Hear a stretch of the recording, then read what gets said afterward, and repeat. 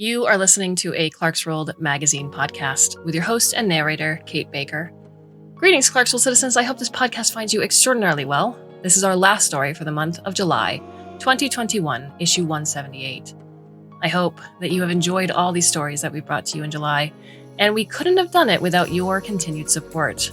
Please visit patreon.com/Clarkesworld just to see if you can donate $1 or more and become a part of what we do here at Clarkesworld.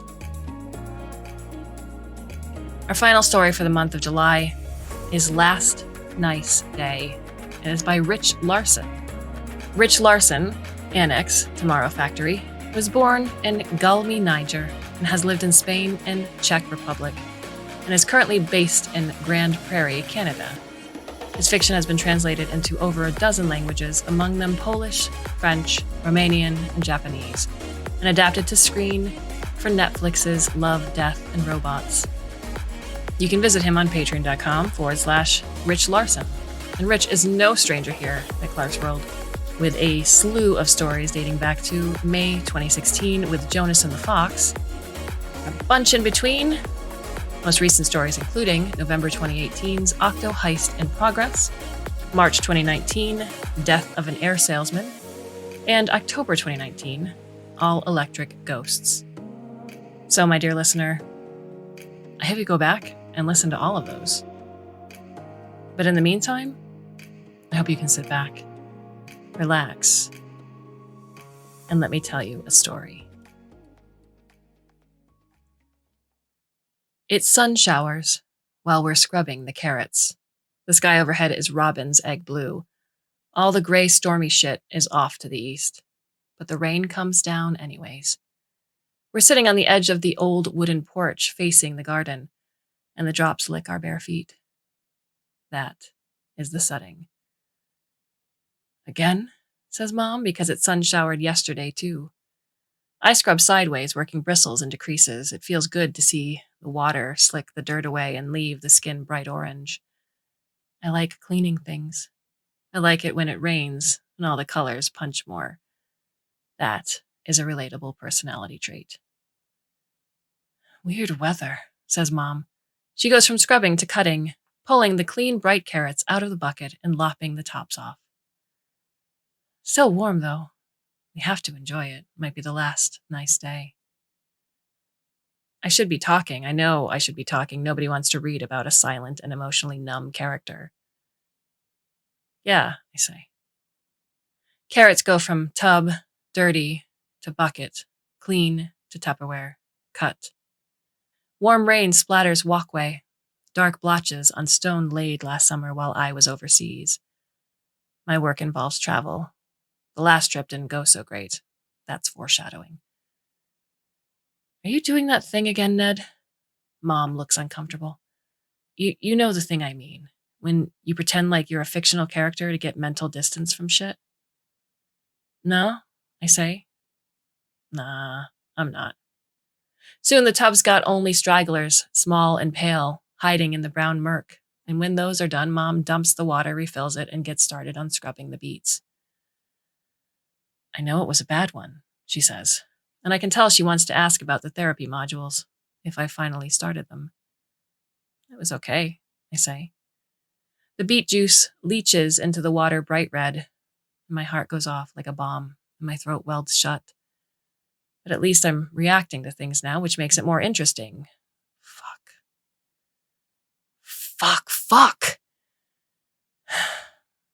This is the last gasp of August. Here's a flashback. A man and a woman are standing in a bathroom. She knows about the envelope. He knows that she knows about the envelope. She doesn't know that he knows that she knows about the envelope, but she is on the verge. Things are in flux. Shitty party, the woman says, trying out a smile. Sorry, I thought it would be more fun. I needed some fun. She looked inside the envelope. He saw the tiny spots of body heat her fingers left on the photos, though she was smart enough to not leave fingerprints.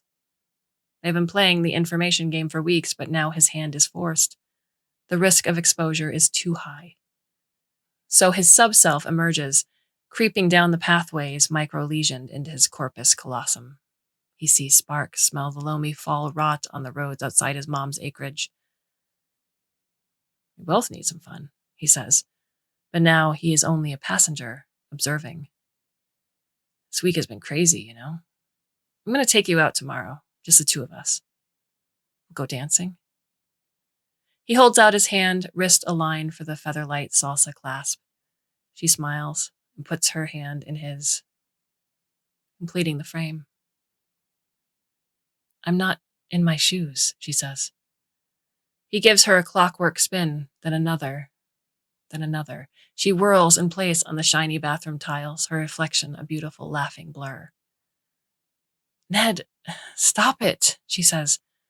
I'm dizzy. Yeah, he says. He spins her again and again. Ned, she stumbles. Hey!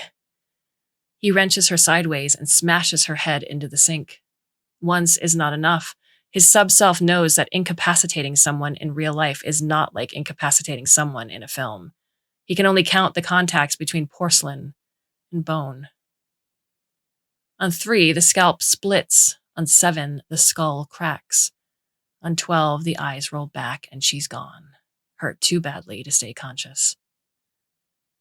She might never wake up.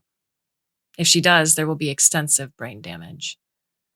Knowing this would paralyze Ned, but his sub-self is already cleaning, sliding the body into the bathtub, running the water.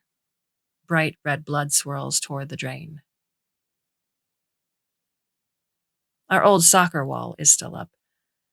It's not really a wall, just a couple square-cut lumber stays, stacked together with a flexi sheet of plywood wedged between them. Pass low against the stays, and the ball comes back at speed. Shoot a bit higher, and the plywood takes the edge off the rebound so it doesn't wallop you in the face. I built it for my little sister Suze back when she was playing for Team Alberta, streaking up and down the wing, and launching those beautiful looping crosses.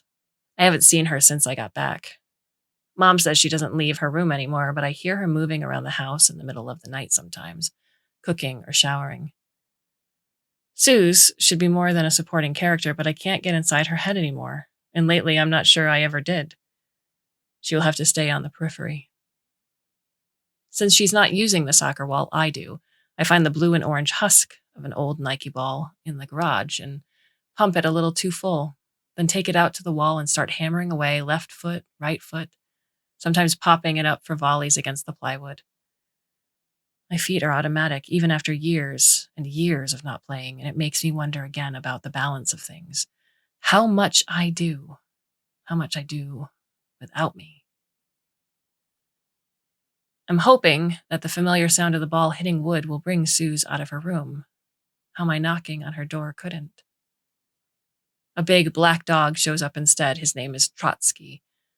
Mom introduced us the day I arrived from the airport. Behaviorists say that the coyotes are getting more aggressive around here, more prone to pack hunting, so she wanted a bodyguard for her morning run. Trotsky is already rib high on me, and he's not done growing. Mom also said some drone caught footage of a pizzly bear, half-starved, but still a biological tank with razor-tipped mitts wandering south. If that thing ever shows up around here, Trotsky better hide. Of course, now it's obvious the pizzly bear will find the acreage. It's Chekhov's pizzly bear now. Trotsky bum rushes me and attacks the soccer ball, trying to get his slobbery jaws around it. He's still a puppy. I pop it out of his mouth with the toe of my shoe and play keep away with him, dribbling a tight circle while he butts my legs with his shaggy head. I was never good as Suze. After a few seconds, Trotsky manages to dive under my shins and steal it. He skips away and stares at me, ball in mouth. Are you puncturing it? I ask. Hey, you better not be puncturing it. I take a step forward. He retreats.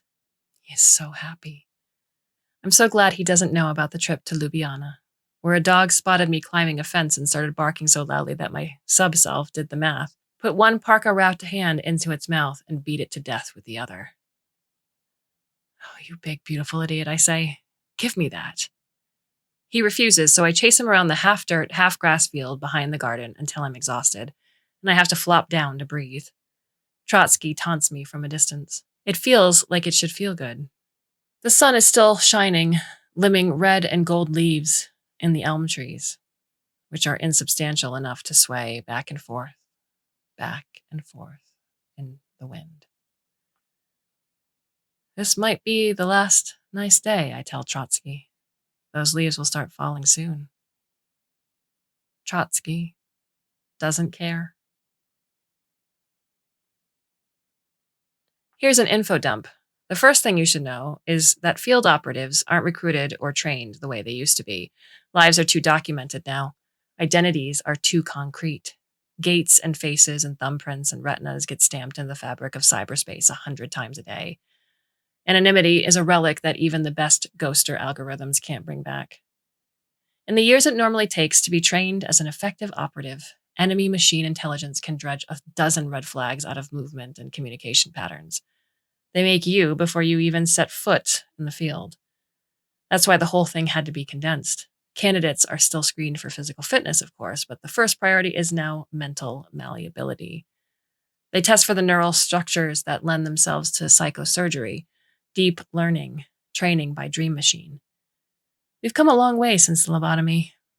Now a decade of study and repetition can be brute forced into instinct and muscle memory in a matter of days, bypassing the higher brain functions, turning a civil servant into a fire and forget munition. You only get 3 jobs, 4 maximum, before they pull you out of the field and thank you for your service and tell you the rest of your life will be beautifully boring. But the sub-self stays, lurking.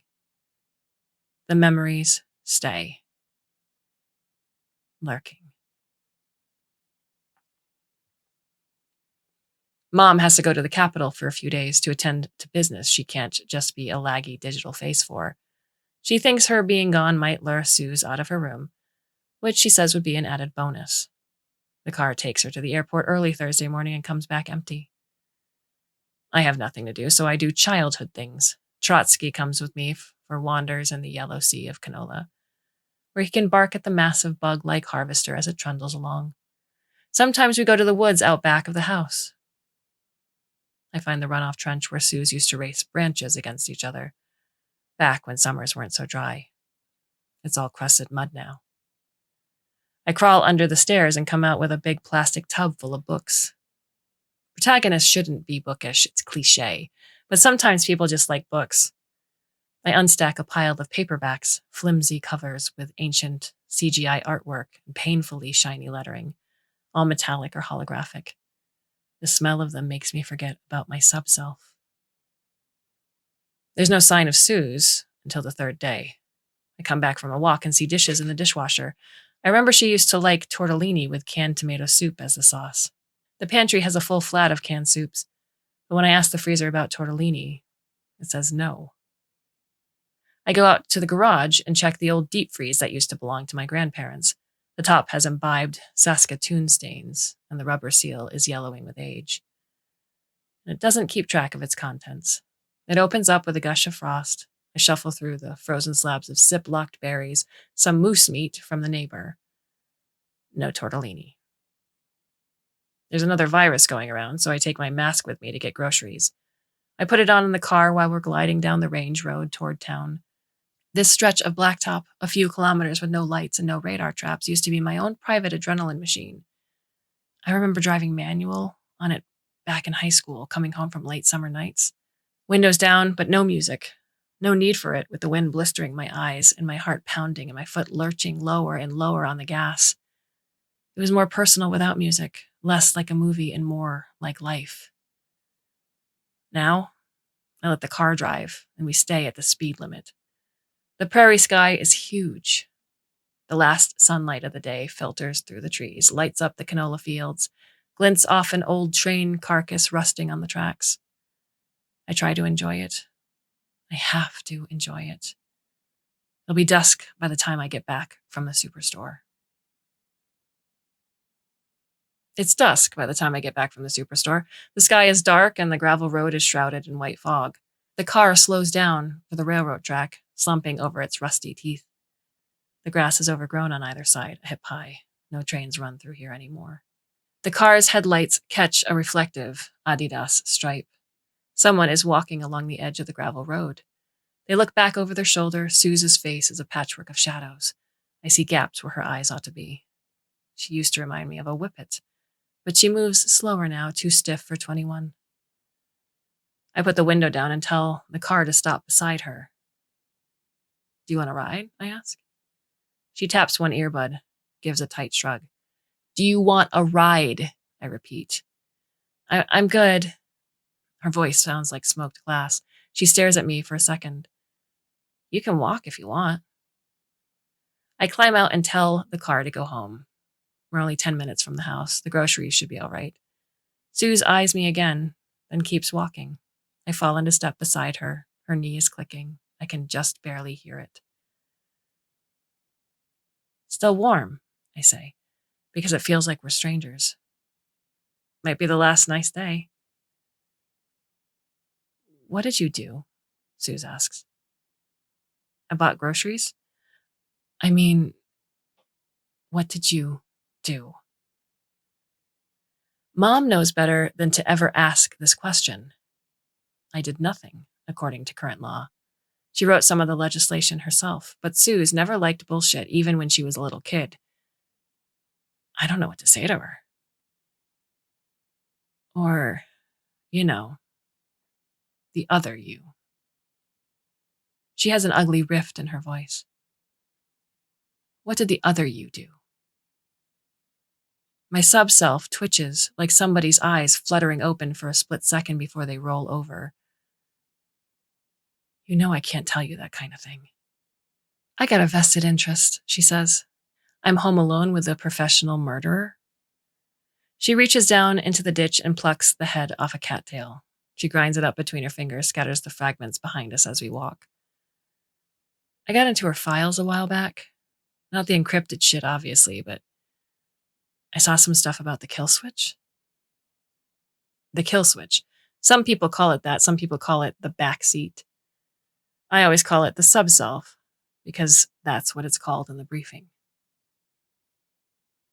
What's it like? Suze asks. Having someone else take over for the hard parts? It's like watching your hands wash the blood off a woman's face, and then use that face to unlock her phone before rigor mortis sets in to get the address to what used to be a school. It's like being a fictional character, I say. Oh, Suze makes a face. You still do that, huh? She pauses. Mom's trying to set me up for psychosurgery since I didn't like the meds. One little tweak and all the neurotransmitters get in line. Dopamine for days. Gets you to baseline, I say. Sure. Fuck that, Suze says flatly. Why? Suze moves her mouth. I think she's tonguing the backs of her teeth. Same reason you won't do your therapy modules, she says. I should be sad because the world is a fucked up place. And I'm fucked up too. My throat swells almost shut. I have just enough air to ruin her perception of me forever.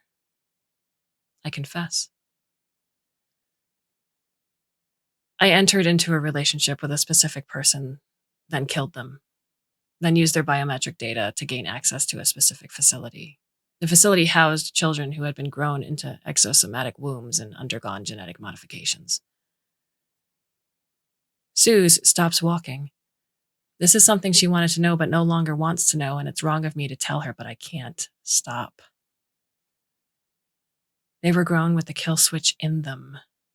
As a permanent part of them, they were zombies, in the philosophical sense, no consciousness. You killed a bunch of kids? Suze says, because it's not much of a twist. She looks sick and pale. I see the red of the beets leaching into the water again. I see the monophyl garrote passing through small neck after small neck down the line of dormitory beds. The dusk air is cool and smells like loam. All the fall blaze leaves starting to rot. The sub-self did, I say. We had to discourage them. Destroying the facility wouldn't have been enough. So fucked up is relative, Suze. Stay away from me. I got closer than I meant to, so the toes of my shoes almost touch her battered runners. The sub-self knows I shouldn't be saying this. In the distance, Trotsky howls alarm. For a moment, I imagine the Pizzly bear lumbering out of the bush. Then I hear other howls, high-pitched, yelping. The coyotes are pack hunting. Suze takes off at a sprint, maybe to save Trotsky, or maybe so Trotsky can save her from me. And I sprint after her. I can feel the sub-self emerging, triggered by the adrenal dump, but that's not right. It's not the sub-self that emerges. It's me that peels away. I'm a veneer. All my thinking and feeling and agonizing is an overgrown troubleshooting system. I watch my sub-self hurtle along the dark road, somehow avoiding every pit and pothole, placing each step on level ground. He overtakes Suze and keeps going towards the noise that my sub-self has zeroed in on better than I ever could. He skids, leaps the ditch in a spray of gravel, crunches into the brush. Trotsky is snarling and whimpering up ahead. I see the hump of his shoulder in the tall grass.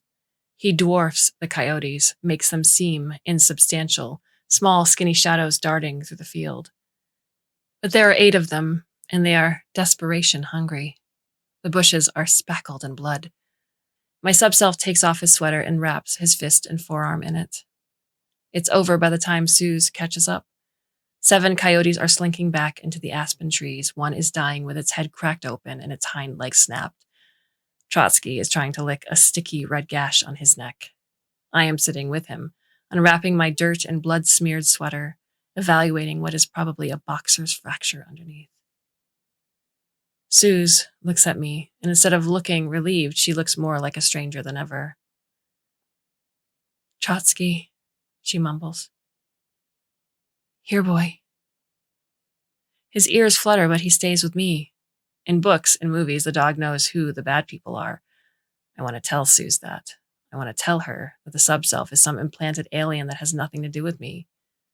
But the truth is that he's more me than I ever was.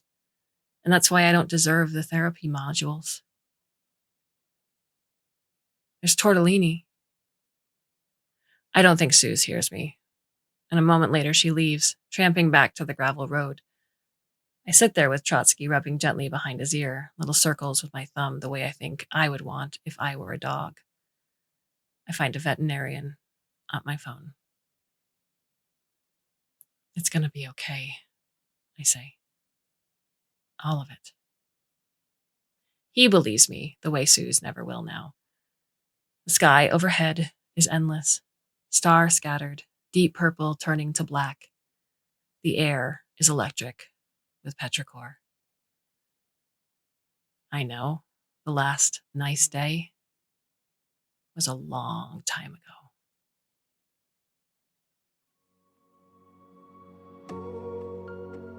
What are your thoughts on the story? You can leave us a comment or a question at the Clarkesworld Magazine website itself.